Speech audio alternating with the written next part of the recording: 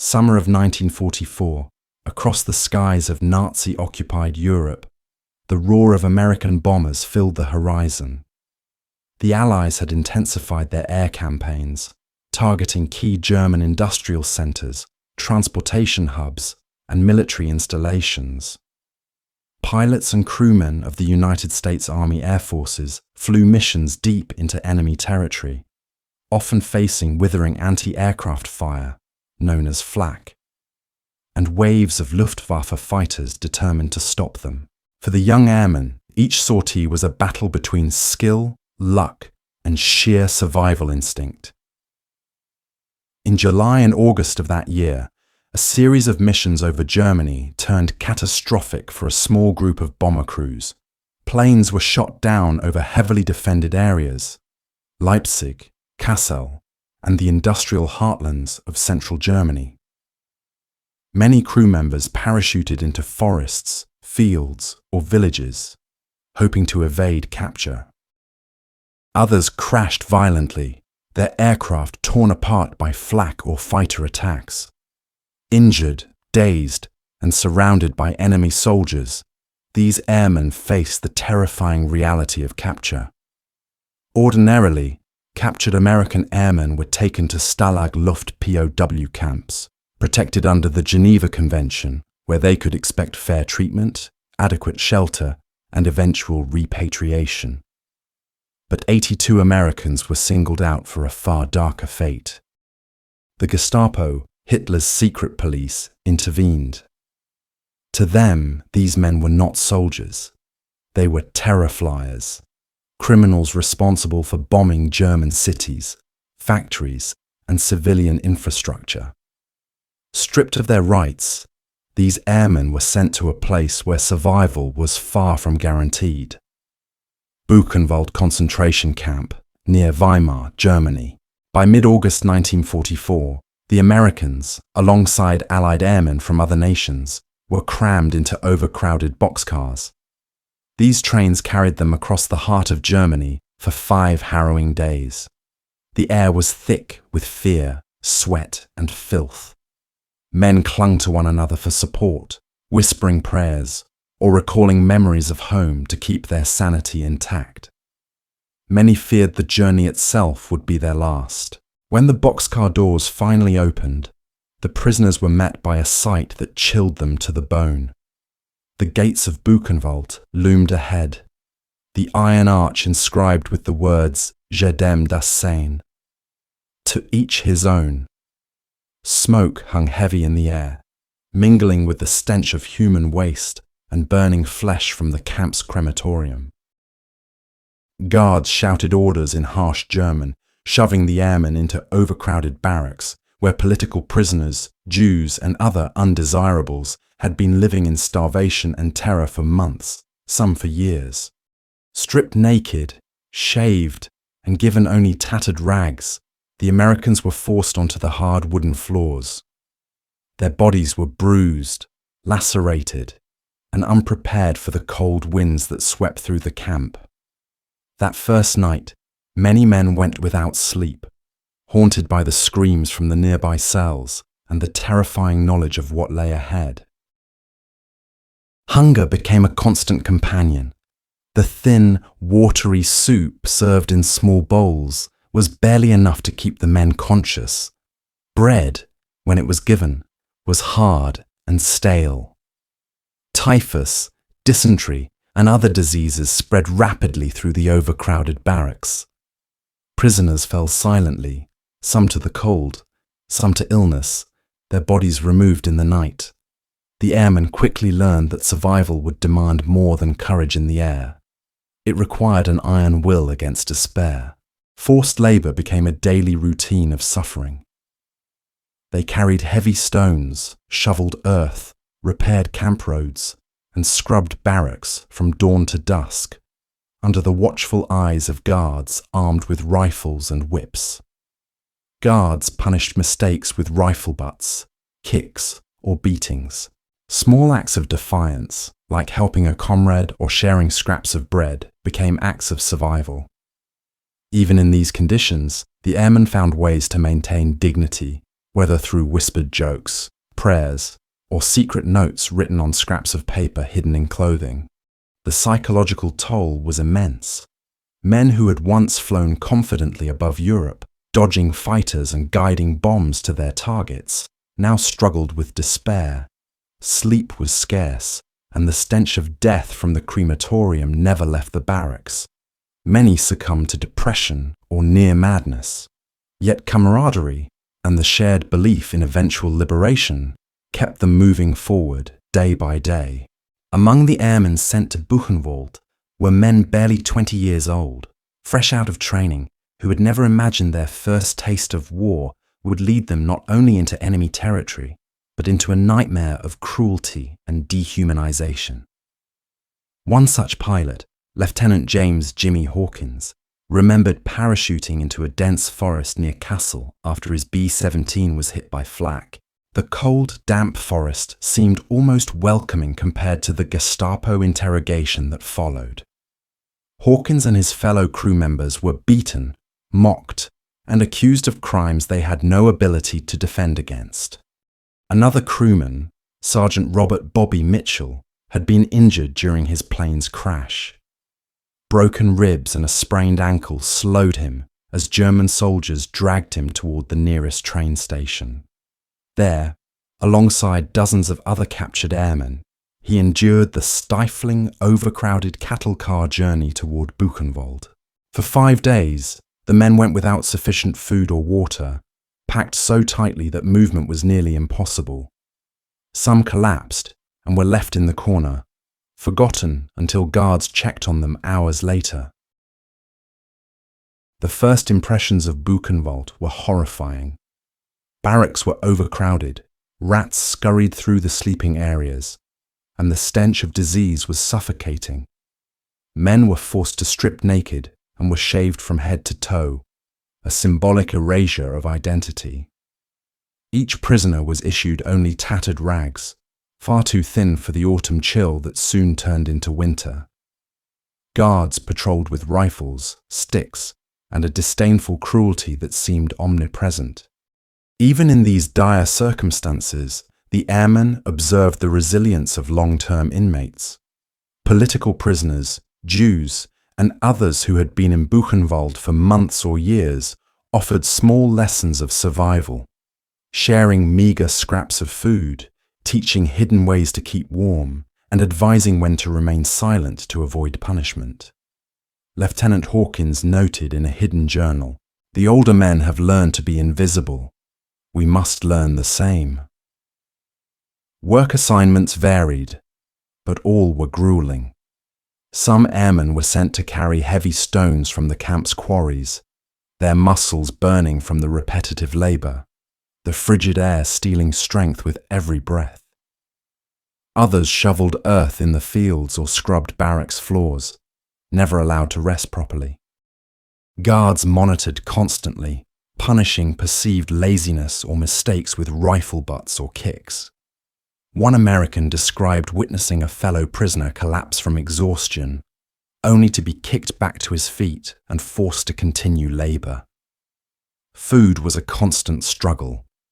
The daily soup, thin and often cold, provided barely enough nourishment to continue the day's work. Bread was a rare blessing.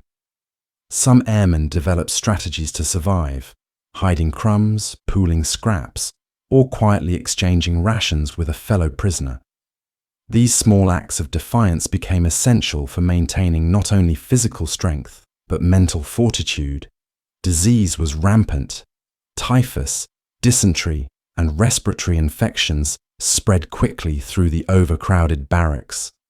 Men fell silently, their bodies removed at night, leaving survivors to wonder if they themselves would be next. Sleep was a fleeting comfort. The screams from other barracks, the stench of burning bodies, and the omnipresent fear of guards ensured that rest was brief and haunted by terror. Amid these horrors, camaraderie and human spirit persisted.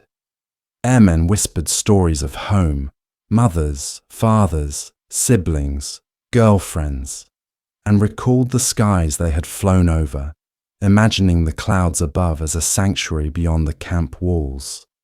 They shared jokes, memories, and whispered encouragements. Executions were an ever-present threat. Prisoners were sometimes taken from their barracks at night, never to return. Rumors circulated of shootings, hangings, and lethal injections, keeping fear alive in every corner of the camp. Every knock at a door, every step of a guard on the stone path could be a death sentence. Some airmen endured by observing carefully, predicting patterns, and learning when to speak and when to remain silent. Others risked small acts of resistance, secretly helping a comrade, hiding scraps of food, or recording events in a hidden journal, a dangerous but crucial attempt to preserve history and identity. Lieutenant Hawkins, Sergeant Mitchell, and their fellow Americans began to realize that survival required more than physical endurance.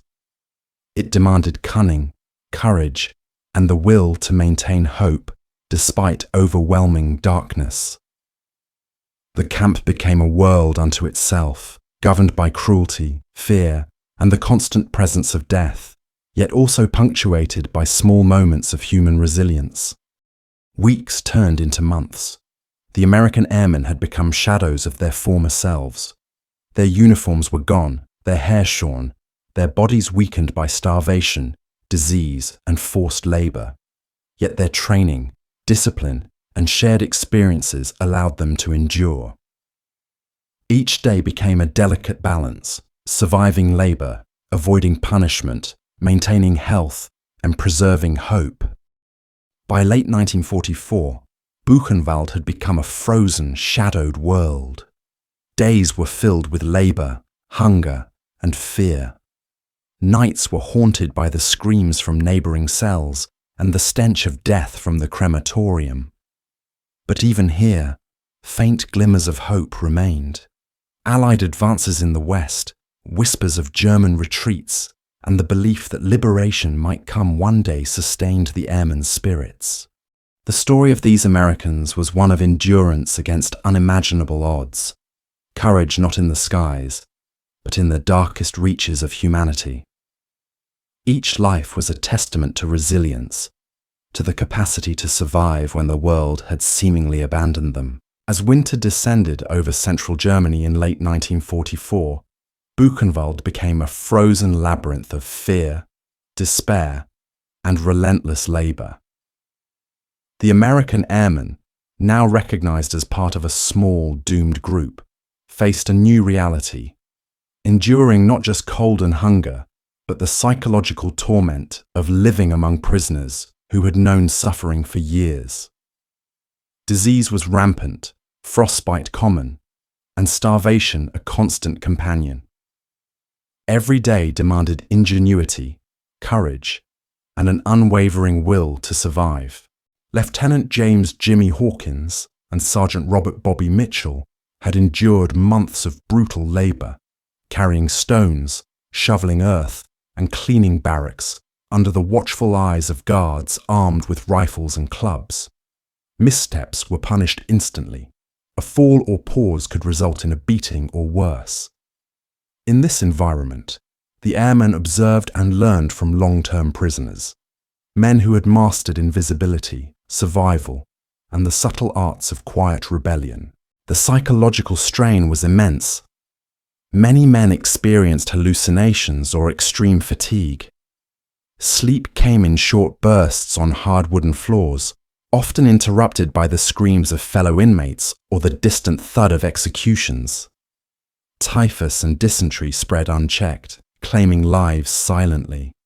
For Hawkins and Mitchell, writing secret journals became essential, a record of their experiences, a way to maintain sanity, and a testament that their suffering would not be forgotten. In January 1945, a harsh winter storm swept through the camp. Barracks were barely heated. The thin rags given to prisoners provided minimal warmth. Many airmen became ill, coughing violently in the frigid air, their bodies weakened by malnutrition. The camp's guards showed no mercy. One afternoon, Hawkins witnessed a prisoner collapse from exhaustion while carrying stones. He was kicked and forced to rise again, a grim lesson in the merciless rules of Buchenwald. Despite the horrors, resilience persisted. Prisoners formed quiet alliances. The Americans observed, learned, and adapted. They exchanged secret messages, rationed food carefully, and assisted one another during work details. Small acts of kindness, a hand on a shoulder, a whispered word of encouragement, became monumental gestures of humanity amidst dehumanization. The camp's hierarchy was complex. Long-term prisoners had informal codes to navigate guards and survive.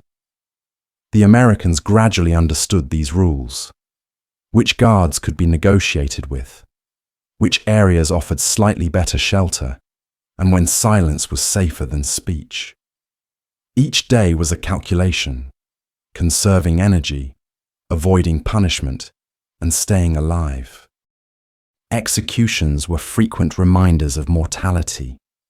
Men disappeared at night, taken from barracks and never seen again. Rumors spread rapidly, shootings, hangings, lethal injections, leaving all prisoners in a constant state of anxiety. Observing patterns, predicting guard movements, and avoiding attention became as vital as any survival skill learned in flight. By February 1945, whispers of the advancing Allied forces reached the camp. Some prisoners dared hope for liberation, others remained skeptical, aware that Buchenwald's gates might never open for them. Airmen shared stories of home, childhood memories, and dreams of returning to the skies. These stories were a form of resistance, preserving identity when every external marker had been stripped away. Secret acts of defiance became common. Some Americans stole scraps of food to feed weaker comrades. Others documented daily life in journals hidden under floorboards or in clothing. These small rebellions were dangerous but essential, reinforcing morale and humanity. As winter wore on, disease claimed more lives. The airmen worked tirelessly, pushing their bodies beyond limits while mourning those who fell. Camaraderie and resilience remained their strongest weapons, providing hope that survival was possible even in the darkest corners of Buchenwald. By early spring 1945, the airmen were shadows of their former selves, yet still alive, having endured months of unimaginable suffering. Their story became a testament to human resilience, courage, and the indomitable spirit that refused to be extinguished even in the face of death. As spring 1945 approached, the tides of war shifted. The Allies advanced deeper into Germany, and whispers of liberation reached Buchenwald. The American airmen, who had endured months of starvation, disease, and forced labor, now faced another uncertain challenge: surviving until rescue. The Nazis, sensing their impending defeat, grew increasingly erratic, and executions became more frequent and unpredictable. Lieutenant James "Jimmy" Hawkins, Sergeant Robert "Bobby" Mitchell, and the remaining airmen had become adept at navigating the camp's brutal hierarchy. They observed patterns, memorized guard routines, and learned the subtle cues that might save their lives. Their training as airmen, where precision and quick thinking meant survival, now applied to every movement, every word, every breath inside Buchenwald. The Americans soon learned that the Luftwaffe, Germany's air force, had taken notice of the unique treatment of captured airmen. The Luftwaffe protested that holding their comrades in a concentration camp violated international conventions. This intervention, though slow, became the first glimmer of hope for those trapped in the shadow of death. March 1945 brought new dangers. With the front lines collapsing and German resources dwindling, conditions worsened. Starvation intensified, diseases spread faster, and guards became more violent, sometimes executing prisoners arbitrarily. Yet amidst this chaos, the American airmen continued small acts of survival and defiance, sharing food, whispering encouragement, and documenting their experiences in hidden journals. By late March, orders came for the transfer of the surviving airmen to proper POW camps. The process was chaotic, fraught with danger, and took several days. Prisoners were herded into trucks and transported under heavy guard. Fear lingered. The men had learned that even a single misstep could result in death. But this movement marked a turning point. They were leaving Buchenwald, the camp that had tried to erase them from history, and moving towards survival and eventual liberation. The transfer was not without its horrors. Many airmen were weak from malnutrition, some falling en route. Guards were impatient, harsh, and indifferent to suffering. Yet the camaraderie among the prisoners remained a lifeline. They supported one another physically and emotionally, helping the weakest survive the journey. Upon arrival at the new POW camp, the Americans were finally provided minimal shelter, adequate food, and medical attention. For many, it was the first time in months that they had felt safe from arbitrary violence. The experience of Buchenwald, however, left indelible scars. Some men struggled with nightmares, physical weakness, and the psychological burden of having witnessed the deaths of fellow prisoners. As April 1945 progressed, Allied forces liberated the POW camp. Hawkins, Mitchell, and the remaining Americans stepped out of captivity, seeing open skies once more. The taste of freedom was tempered by grief and the realization that Buchenwald had claimed many lives, leaving survivors with memories that could never be erased. They carried with them the stories of comrades who did not survive, vowing that their experiences would not be forgotten. The American airmen were debriefed, treated for illness, and gradually repatriated. Letters were sent home, recounting only fragments of their ordeal, as many details remained too harrowing to describe. Yet, the essence of survival, courage, and resilience persisted. They returned not just as soldiers, but as witnesses to the depths of human cruelty and the heights of human endurance. In the months following liberation, the airmen struggled to reclaim normalcy. Many bore physical scars from malnutrition and forced labor. Psychological wounds, though invisible, ran deep. The horrors of Buchenwald had tested every aspect of their being, yet the human spirit endured. Hawkins and Mitchell would spend years sharing their stories, ensuring the world remembered the airmen who had suffered and survived in one of history's darkest places. Their journey from capture to liberation serves as a testament to resilience, camaraderie, and courage. Buchenwald sought to strip them of their humanity, but in the end, it only highlighted the strength, willpower, and indomitable spirit of the American airmen. Summer 1945. The world had begun to heal from the devastation of war, yet the scars remained, particularly for those who had witnessed humanity at its most cruel. The American airmen who had survived Buchenwald now faced a new challenge, reclaiming their lives, their bodies, and their minds after months of unimaginable suffering. Lieutenant James Jimmy Hawkins, Sergeant Robert Bobby Mitchell, and the remaining survivors arrived at medical facilities provided by the Allies. For many, the first days were spent in quiet observation as their weakened bodies struggled to absorb food, warmth, and care. Nutritional rehabilitation was gradual. Too much food too soon could be fatal.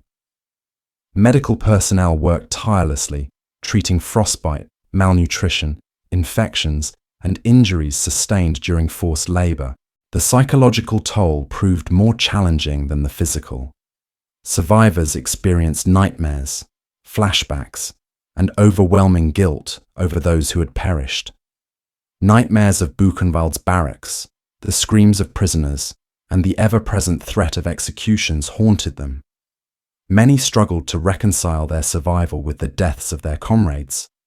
Counseling was limited, but small support groups among survivors emerged, offering shared understanding and comfort.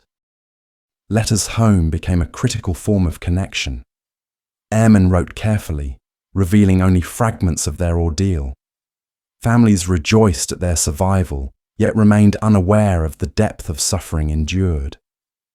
Hawkins would later reflect, "Words could never capture the cold, the hunger, the fear. We survived, but the camp remained inside us." In the following months, survivors were debriefed by the military. Their testimonies contributed to the historical record, documenting Nazi atrocities and aiding war crime investigations. These accounts revealed the unique plight of the American airmen in Buchenwald, highlighting the violation of international law and the brutality they endured outside the protections of the Geneva Convention. Reintegration into civilian life proved difficult. Simple tasks, eating a meal without fear, sleeping through the night, socializing, had to be relearned. Many airmen returned to the skies as part of post-war missions, yet memories of Buchenwald never faded. Survivors often carried hidden scars, physical and psychological, for the rest of their lives. However, their resilience was remarkable. Public recognition was slow. The world knew little of the American airmen who had been sent to a concentration camp instead of a POW facility.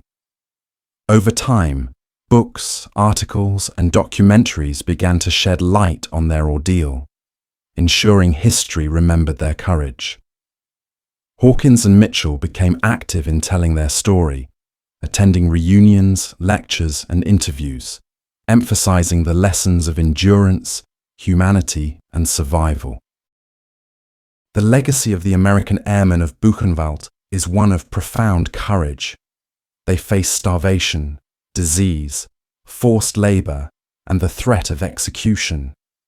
They bore witness to the darkest capabilities of humanity, yet their spirit endured. They adapted, resisted, and survived. Each life saved was a triumph against systematic brutality, each small act of kindness a rebellion against dehumanization. By sharing their stories, the survivors ensured that the suffering of Buchenwald's victims, both American and international, would not be forgotten. Their experiences serve as reminders of resilience in the face of unimaginable adversity and the enduring strength of the human spirit when confronted by evil. In the years following the war, Hawkins, Mitchell, and their comrades remained connected, bound by the trials they had survived. They carried the lessons of Buchenwald with them: vigilance against tyranny, compassion for the suffering, and the unbreakable will to endure. The American airmen of Buchenwald endured what most could not imagine. From capture in the skies over Germany to the frozen barracks of a Nazi concentration camp, they survived starvation, disease, and brutality.